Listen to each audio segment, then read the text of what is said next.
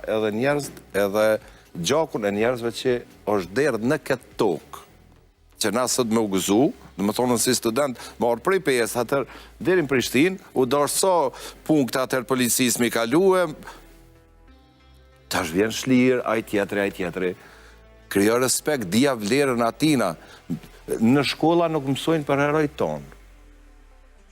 Nuk më shefen gjonat të mëdhaja, ato duhet me qitë pa dhe me i vlerësu gjithmonë.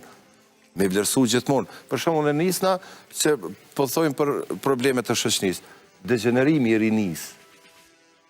Muzikë, unë muj me folë prej profesionit tem. Unë jo me i sha, as po me i kritiku, së unë mendoj që disa tekste duhet me pas një kod edhe me u pagu kanalin nëse ti dënë me këqyrë. E jo ajo me ulshu lirë ka cilër, se fëmija për rritën e qatë frymë, fëmija për rritën me një edukat jo të mirë, kur gjo kondër muzike së rap, absolut kur gjo, po është kondë degenerim i rinisë. Vetëm edhe të muzika populore po e hasim. Kemi lansimet kongve, kove të fundit të cilat... Kjo është të mërshme. E te i kalojnë repin. E që kjo është klikime. Ajde me thonë për klikim, e bën bol me ftyre, me krejtë, se ka dherët atë farpune, se tash, ma herët tash, njeri dalën prej njerit, karakteri për karakteri, dikuj ja bon, dikuj s'ja bon, mu nuk ma bon, kur në jetë me bo asi gjona. Teoritë psikologjike po thonë që me u përball me problemin, e na mendoj që në totalin ton, ka njëherë jemi matë prinë me anashkalu problemin. E kemi edhe një mendim nga një psikolog, ku kras mendimeve të panelit edhe këndvështrimet të tjera mbi sfidat edhe përbalimin e tyre, por edhe faktorët të tjerë. Në një video mesazh e kemi edhe Dorian Krasniqin, psikolog. Le ta ndjekim edhe kthehemi përsëri me panelit të shohim se apo mundemi me përmbyll temën për sot. Përshëndetje. Për ta kuptuar se çfarë janë sfidat, ne vetëm duhet të kthehemi në emërtimin e tyre.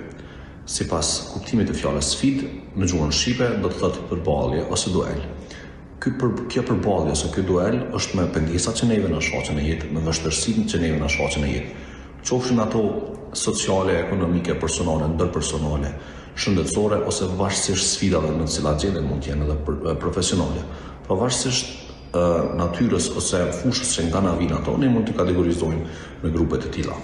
Këto sfida tejkalohen do të thënë ndryshëm nga individi në individ, pra individualiteti i njeriut dhe natyra e sfidës kanë shumë rëndësi për të përcaktuar se një njeri do të tejkalojë një situatë të caktuar. Pra, mekanizmat mbrojtëse të cilët ne i përdorim për ta ruajtur shëndetin tonë mendor, egon tonë, janë ata të cilët ne na ndihmojnë të tejkalojmë këto sfida. Mirë po, ndonjëherë mund të na ndihmojë familja, shoqëria, mund të na ndihmojnë personat të cilat merren profesionalisht me ruajtjen e shëndetit mendor. Pra, kjo vazhdon edhe në etapa se sa i rëndër sfida dhe sa të vështire kemi ne për ta tejkaluar një sfidë. Natyrisht në një situatë të caktuar një sfidë mund të jetë më e rëndë, por ne ta tejkalojmë më lehtë, dhe në një situatë tjetër një sfidë mund të konsiderohet më lehtë, por ne ta tejkalojmë më vështirë.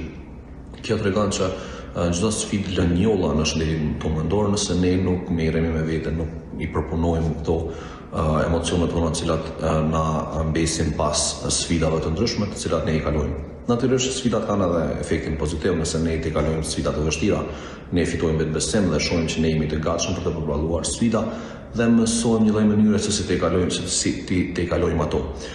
Besimi ka rol të rëndësishëm në përballimin e sfidave, natyrisht nëse një religion i caktuar ne na thotë që sfida është një lloj sprove ose një lloj prove e cila neve na vjen nga Zoti dhe natyrisht që kjo sfidë do të tregoj se sa ne jemi të denjë dhe sa jemi të devotshëm ndaj religionit tonë, ndaj Zotit tonë, atëherë natyrisht që përballimi i sfidave është më i lehtë sepse kjo ndihmon edhe mekanizmat mbrojtëse të forcohen më shumë dhe të na ndihmojnë neve që ne të